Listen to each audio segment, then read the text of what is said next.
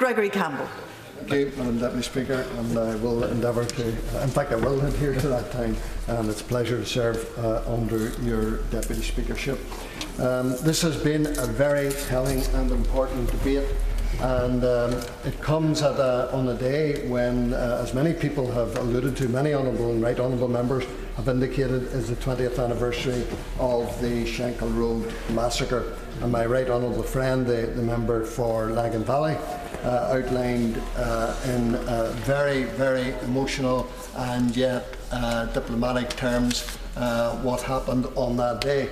And of course, the month of October in 1993 was an horrendous month. Because, as other members have outlined, the member for Foyle and others, not only was the Shankill massacre resulting in 9 murders, but the Grey Steel massacre a few days later in my own constituency resulted in 8 murders there. And equally, they are to be condemned.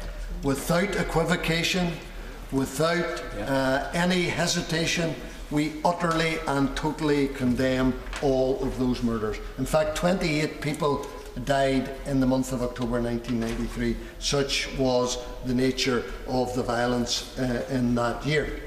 The member get well? Yes, I will, briefly.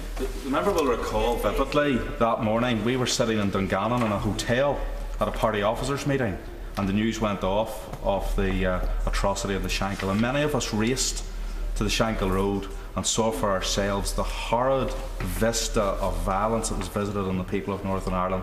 And I think it does drive it home. That's when you witness it with your own eyes, how atrocious the terrorism in Northern Ireland has been, how grateful we should be that we can start to move on. Yes, indeed.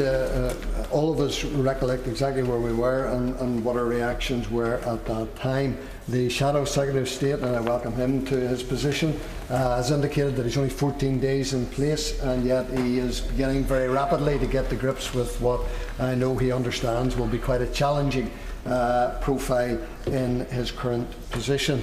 The chair of the Northern Ireland Affairs Committee talked about the future having to be a better future than the past, and of course we would all concur with that. And my honourable friend, the member for Upper Bann, also elaborated on many of the double standards, as a number of my honourable colleagues did, the member for South Antrim and others. The member for South Belfast, Mr McDowell, made a reasonably positive contribution, although I couldn't quite get the connection of the planning bill that's going through the Assembly yesterday had with dealing with the past, but we'll leave that to one side, I think. And then we moved on then to the honourable member for Eastbourne, who also talked at some length about the need to try and reconcile these distinctive, very profound differences, which of course we all understand. And of course the honourable member for Vauxhall talked about honesty being required. And I want to use the few remaining moments I have, Madam Deputy Speaker, on that theme, the theme of honesty. Because there is a distinction in Northern Ireland and a distinctiveness, but it is not a distinction between unionism stroke loyalism and nationalism stroke republicanism. There is a very distinct difference in how we look at the past. The vast majority of people, be they unionists or nationalists, look at the past and see that there were those who carried out very evil, heinous atrocities.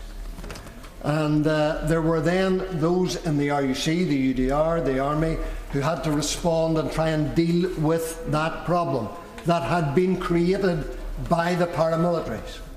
And the vast majority of people on either side know that that distinction is absolutely clear, and that the organisations that carried out so many atrocities, whether they be Republican paramilitaries or loyalist paramilitaries, there were endeavours and efforts by the security forces to try and contain that, and unfortunately that containment was restricted by political considerations for many, many years, because we always knew the decoded message was, don't rock the boat.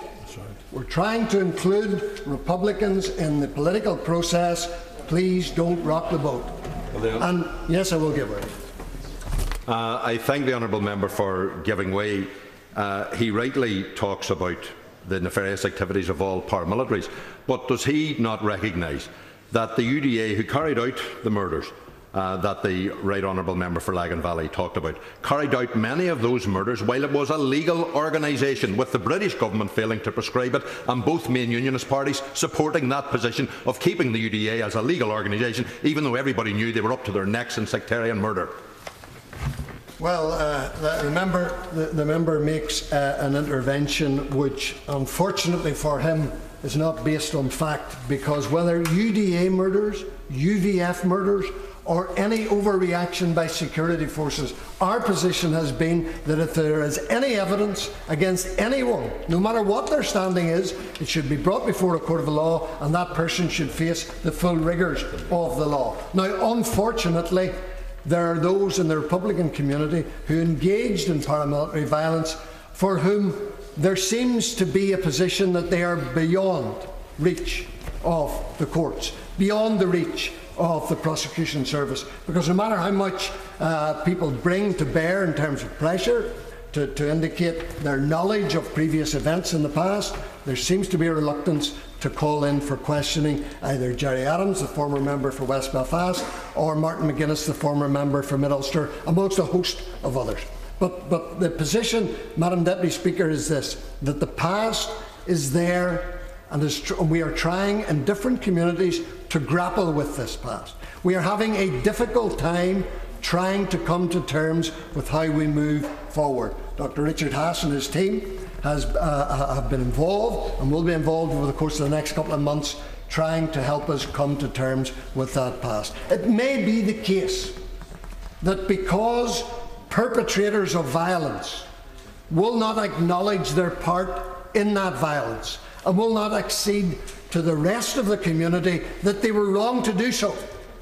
That has been the position of Sinn Féin to date. They give no indication of changing that position. If they hold to that position, it may well be the case that we cannot deal comprehensively with the past, because in order to do so, they would have to admit that they were wrong to engage in the murder that resulted in the Shankill Road and so many others, as others were equally wrong to engage in murder, whether in Greysteel or in other locations. But while the guilty refuse to admit their guilt, we cannot come to a successful conclusion about the past. It may be the case, Madam Deputy Speaker, that we have to make do with whatever agreement we can reach, whatever we can do to try and minimise the impact that current situation brings to all sides in Northern Ireland, and try to say, as the chair of the Northern Ireland Affairs Committee said, that we really have to make a better future than the past.